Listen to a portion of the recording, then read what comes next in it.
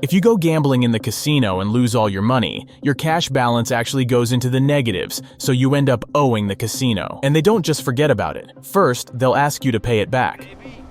Hey, Mr. Johnson, just a friendly reminder that you owe me money. Don't be a stranger. But if you ignore them for too long, they'll send Triad members after you, either to collect or take you out. Usually it's the second one. Oh, look at all this paper.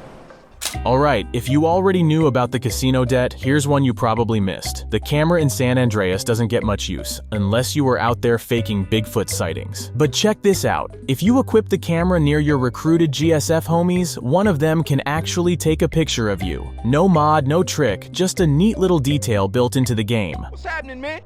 Rival gang members are always hostile. They'll shout at you, insult you, and shoot if provoked. But here's a detail you might have missed. If you drive through their territory during a mission, they'll warn you to get out with some serious threats. Come on, he hollering now. Look at him. You think you hard? Get up out my hood, man. Ignore them, and they won't just stand there. They'll start kicking, punching, and straight up vandalizing your car. Stick around too long, and they'll trash it completely. NPCs in San Andreas don't really react to rain while walking around. No running for cover or speeding up like in GTA 4 or 5. But inside their cars, that's where it gets interesting. Some NPCs cruise around with one arm hanging out the window, but as soon as it starts raining, they pull their arm in and the window just pops shut. No animation, nothing fancy, but it's a surprising detail for a game from 2004. Skills were a big part of San Andreas. Driving, swimming, shooting. The more you practiced, the better CJ got. Most people thought it just made him perform better, but it actually changed his animations too. Take driving, for example. At first, CJ reverses by looking over his shoulder with both hands on the wheel, but once his driving skill improves, he starts using the rear-view mirror and steers with one hand, like a total pro. But it's not just CJ's driving that evolves. His shooting style changes too as his weapon skills improve. At first, he holds guns low and loose, like a total amateur. But the more he uses them, the more confident and skilled he gets. Eventually, CJ starts holding weapons properly, with the stock braced against his shoulder, just like you're supposed to. You've probably noticed the graphics in this video look a lot better than the original game, and that's because today's video is sponsored by Immersive San Andreas. It's a graphics overhaul mod that makes replaying the classic GTA San Andreas feel fresh again. Obviously, everyone's got their own taste when it comes to visuals, but personally, I think this is one of the best looking mods out there. If you want to check it out, the link is in the description and pinned comment down below. But now, let's get back to the video. San Andreas introduced a bunch of new businesses, clothing stores, gyms, even karate dojos. But here's something you might have missed. Many of the places around the map actually follow real opening hours. After 10 p.m., they shut down and pull down their roller shutters, staying closed for the night. It's a small detail, but one that makes the world feel just a bit more alive, even if you're just passing by. You've probably seen those shady-looking guys standing alone on the streets of San Andreas, hoodies on, acting suspicious. As a kid, I always wondered what their deal was. Turns out they're actually selling drugs to NPCs, but the cops are onto them too. After the deal goes down, you'll sometimes see the dealers get chased off by the police. Speaking of NPCs, here's another small detail. Some of them actually appear to be in relationships. You can spot couples holding hands and walking together like it's totally normal. Pretty wild, especially since I don't remember seeing that in GTA 4 or even 5. They do scare easily though. One little thing and they'll run off in opposite directions, probably forever. It's kind of funny and kind of sad. Alright, you might have used the thermal goggles in San Andreas, but did you know how realistic they actually are? They don't just help you see in the dark, they show the real-time body temperature of anyone nearby. If there's a fresh body on the ground, you can literally watch the heat fade. It starts out red, then slowly turns blue as the body cools down. Pretty wild for a game from 2004. San Andreas has 3 major airports, one in each city, and yep, you can actually book a flight between them. You can watch the entire flight from takeoff to landing, or if you're in a rush, just skip the cutscene and fast travel to your destination. It's a simple but underrated way to get around the map that a lot of players overlook.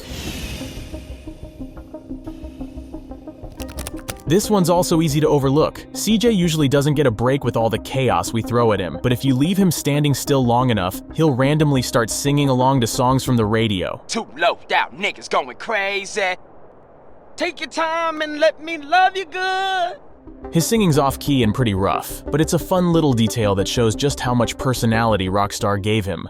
CJ's weight doesn't just affect gameplay, it actually changes how other characters treat him. For example, if he gets too fat, you can't even start the Black Project mission. The truth straight up roasts him and tells him to come back when he's in shape. Carl, it's the truth. Hey man, where you at? Sound like you in a cave or something. Around. Been eating a lot lately, Carl? Not getting enough exercise? Yeah, I guess. Look, I want you to use that gizmo you acquired, but you gotta lose some of that ballast first, fat ass. Hurry! We've only got a short window for this one. The hell with you. Man, I'm just big bone. Shit, that's all. And if you fail the running dog mission, Big Smoke calls him out hard, saying he's too fat to keep up. Yo, Carl, it's Smoke. Hey, Smoke. Hey, Carl, I don't mean no disrespect, man, so don't take it like that. I gotta give you some advice. What? The gym, my friend. You're letting yourself go. That's a bit much coming from you, huh? Hey, look, Carl, I'm big bone, but I'm still an athlete. You're letting yourself go, my friend. And to be honest with you, it's breaking my heart. Give me a break. I ain't as fat as you. I'm trying. And I'm trying to help you help yourself, my brother. The gym, Carl. You hear me? Screw you, man. Rockstar didn't hold back with the dialogue, and it makes CJ's weight gain way more than just a visual change.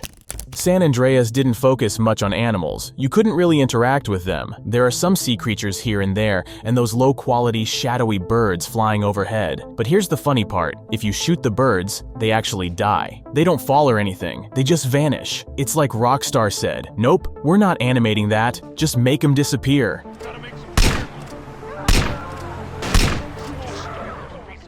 Weather in San Andreas isn't just for show, it actually affects gameplay. If you're flying during a storm, your plane can experience turbulence and get pushed by the wind. It even affects the environment, like those wind direction poles that spin based on actual wind speed. Pretty impressive stuff for a game that dropped over 20 years ago. One of the best things about GTA is how brutally honest the NPCs can be, for no reason at all. In San Andreas, walk too close and they'll start roasting you. Your weight, your clothes, even your love life. But the best part, CJ always fires back with something even harsher. Fat bastard, boy. Yeah? Well, you make my skin crawl. You be grubbing too much. Ah, shut up, ugly bitch. San Andreas missions didn't just fail, they failed with style. Depending on how you mess up, you can trigger entirely different cutscenes. Take the Mad Dog mission, for example. He's about to jump from the top of a casino, and CJ has to break his fall with some cardboard boxes. You can let him jump and die instantly. Save him and then shoot him yourself, triggering a hilarious reaction. Look at me now. Mama, is that you? Or drive like a maniac and still get him killed in a completely different way. You tried, man. But it wasn't good enough. Then there's Terreno's stowaway mission. You're supposed to grab a parachute before jumping out of the plane. Skip the chute and CJ crashes straight onto a car in a custom fail cutscene. Brutal, but brilliant.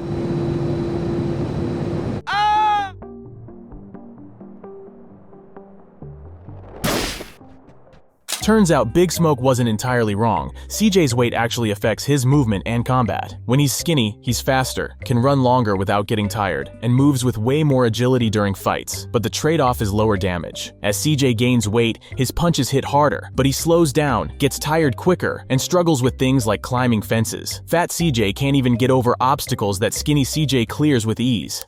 GTA might not always aim for realism, but this one's wild. If you shoot an NPC and stick around long enough, paramedics will show up and actually revive them from the dead. It's led to a fun theory that medical science in the GTA universe is so advanced, death isn't really permanent. Maybe that's why nobody freaks out about all the chaos. They know they'll just get brought back. This one's easy to miss, but it's a great detail. If you submerge the bottom half of your car in water, you'll see bubbles coming out of the exhaust instead of smoke. It's such a small touch, but seriously, Rockstar was doing this all the way back in 2004.